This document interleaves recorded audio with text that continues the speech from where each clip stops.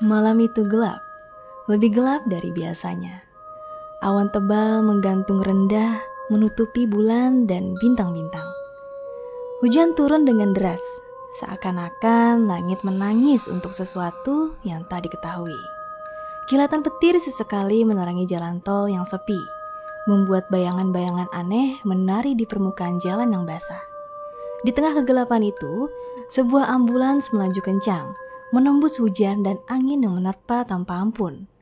Di dalamnya, duduklah seorang pria bernama Roni, sopir ambulan jenazah yang telah bertugas selama lebih dari 10 tahun. Roni adalah pria berusia 35 tahun dengan tubuh kekar dan wajah yang keras, menunjukkan ketegasan dan ketahanan yang sudah teruji waktu. Namun, di balik wajah yang tampak tanpa ekspresi itu, ada perasaan gelisah yang sulit diabaikan. Malam ini, dia harus mengantarkan jenazah seorang wanita muda yang tewas dalam kecelakaan mobil misterius. Perjalanan ini bukanlah perjalanan biasa, karena dia harus melewati tol Cipularang, khususnya di kilometer 97 yang terkenal dengan cerita-cerita horornya. Roni menarik napas panjang saat mengingat kembali peringatan dari teman sejawatnya di rumah sakit. "Hati-hati di KM 97, Ron. Banyak cerita aneh di sana. Orang bilang tempat itu angker," kata temannya sambil menyerahkan berkas jenazah. Roni hanya mengangguk, mencoba untuk tidak terpengaruh oleh cerita-cerita tersebut. Dia bukan tipe orang yang mudah percaya pada hal-hal gaib. Namun malam ini, dengan cuaca buruk dan suasana yang mencekam, rasa percaya diri itu mulai goyah. Setelah memastikan semua dokumen dan prosedur administrasi selesai, Roni memeriksa jenazah yang sudah terbungkus rapih dalam kantong mayat. Wanita itu berusia sekitar 25 tahun dengan wajah yang masih terlihat cantik, meski dalam keadaan tidak bernyawa. Ada sesuatu yang aneh pada jenazah ini, pikir Roni, tapi dia tidak bisa menempatkan apa yang sebenarnya membuatnya merasa begitu. "Siap, berangkat," gumamnya pelan, lebih untuk meyakinkan dirinya sendiri daripada siapapun. Dia masuk ke dalam kabin ambulans dan mulai menghidupkan mesin. Suara mesin yang menderu di tengah hujan deras membuatnya sedikit tenang. Dia memeriksa kembali cermin spion, memastikan semuanya dalam keadaan baik. Saat itulah dia melihat sesuatu yang aneh.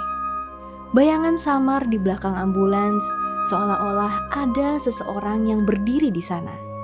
Roni menoleh cepat, namun tak ada siapapun. Hanya kegelapan dan hujan yang turun semakin deras. Roni menggelengkan kepala, mencoba mengusir pikiran-pikiran aneh yang mulai mengganggunya.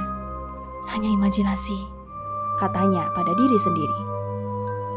Dengan tegas dia menginjak pedal gas dan mulai melaju menuju tol Cipularang. Kilatan petir dan gemuruh guntur menemani perjalanannya, menambah suasana mencekam di malam itu. Selama perjalanan, pikiran Roni melayang pada cerita-cerita seram tentang KM 97. Salah satu cerita yang paling diingatnya adalah tentang seorang supir truk yang melihat sosok wanita berpakaian putih berdiri di tengah jalan. Sopir itu mengaku bahwa wanita tersebut tiba-tiba menghilang tepat saat truknya hampir menabraknya. Akibat kejadian itu, sang sopir kehilangan kendali dan mengalami kecelakaan fatal.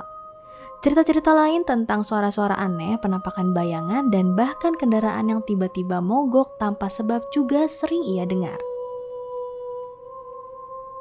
Roni berusaha untuk tetap fokus pada jalan. Namun, semakin dekat ia dengan KM 97, semakin kuat perasaan tidak nyaman yang menghantuinya. Hujan yang terus mengguyur membuat pandangan semakin terbatas. Wiper mobil bekerja keras menghalau air hujan yang deras, namun tetap saja, jarak pandang Roni hanya beberapa meter ke depan. Suasana sepi dan sunyi tanpa kendaraan lain yang melintas, membuatnya merasa seperti satu-satunya manusia di dunia ini. Tiba-tiba, suara rintihan terdengar dari dalam kantong mayat di belakang. Roni langsung menoleh ke belakang, matanya membesar penuh kengerian. Dia tahu betul bahwa suara itu tidak mungkin berasal dari jenazah.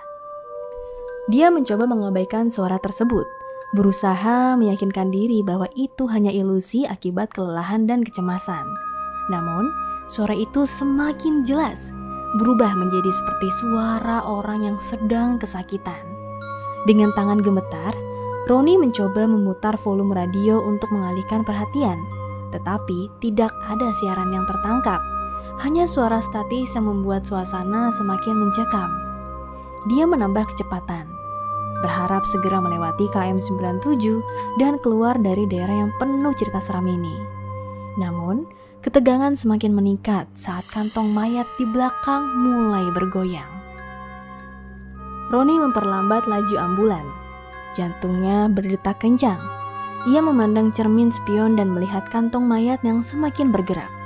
Tiba-tiba, kantong mayat terbuka dan jenazah wanita itu duduk tegak dengan tatapan kosong dan wajah pucat yang menatap lurus ke arahnya. Roni berteriak, kengerian memenuhi hatinya. Dia menginjak rem mendadak, membuat ambulans berhenti secara tiba-tiba. Jenazah wanita itu bergerak dengan kaku, namun penuh tekad merangkak ke depan. Roni terpaku di tempatnya, tubuhnya membeku oleh rasa takut yang mencekam. Tatapan kosong wanita itu seakan menembus jiwanya, menyisakan rasa dingin yang menjalar ke seluruh tubuh.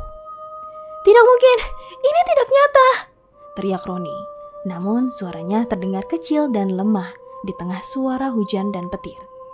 Wanita itu tiba-tiba melompat ke kursi depan, meraih leher Roni dengan kekuatan yang luar biasa. Roni berusaha melepaskan cengkraman tersebut, namun tangan jenazah itu terlalu kuat. Rasa dingin dan bau kematian yang tajam membuatnya semakin panik.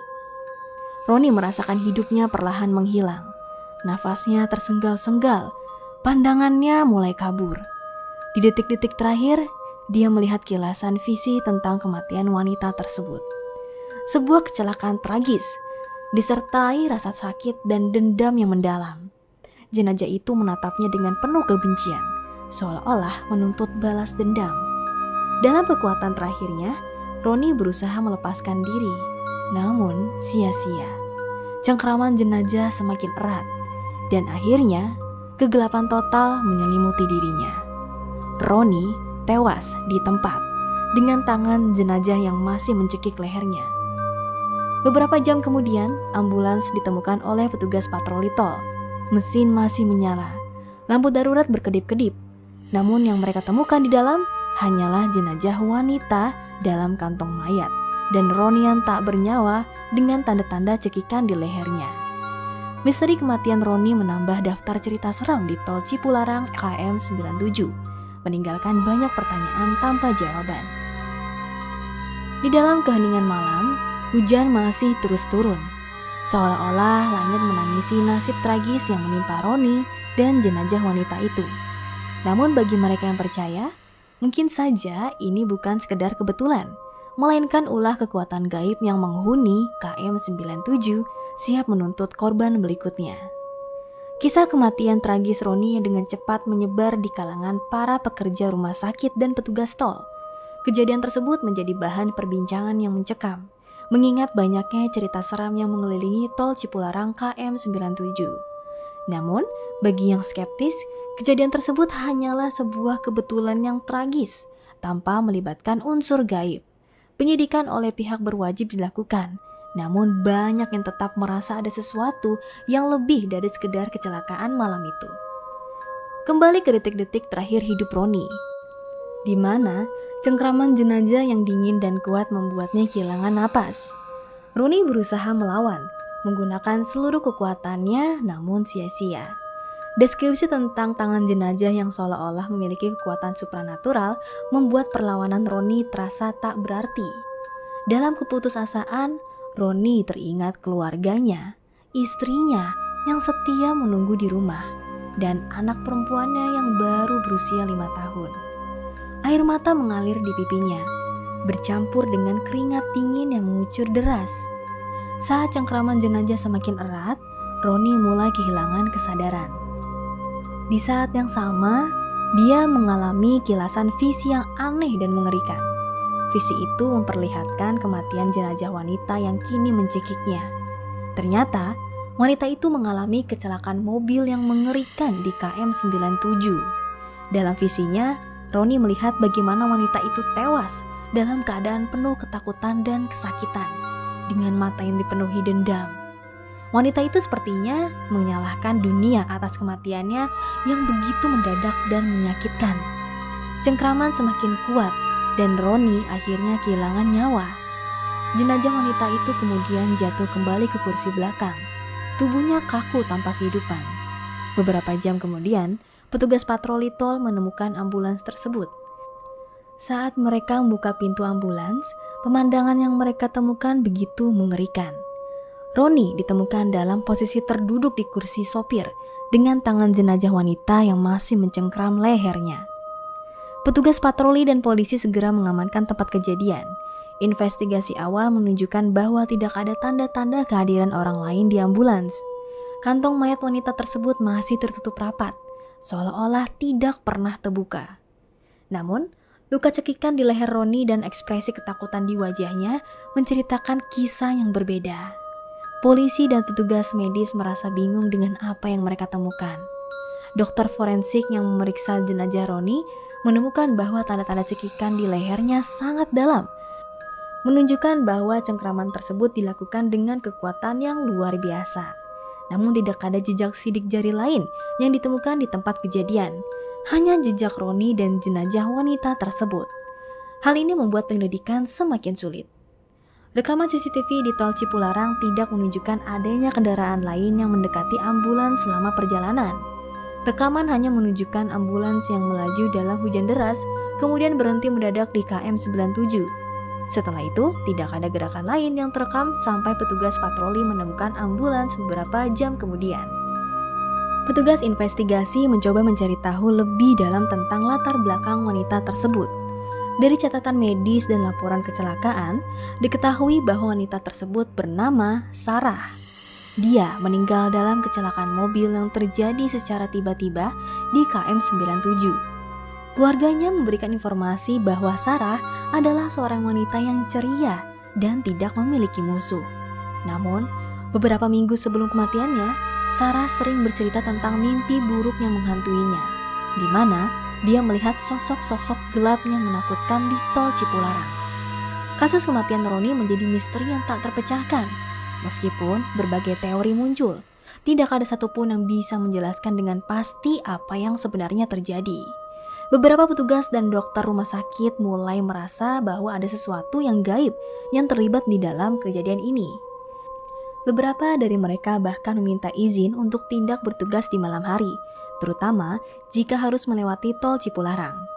Beberapa bulan setelah kejadian tol Cipularang KM 97 kembali menjadi sorotan, sejumlah kecelakaan aneh dan penampakan misterius dilaporkan oleh para pengendara.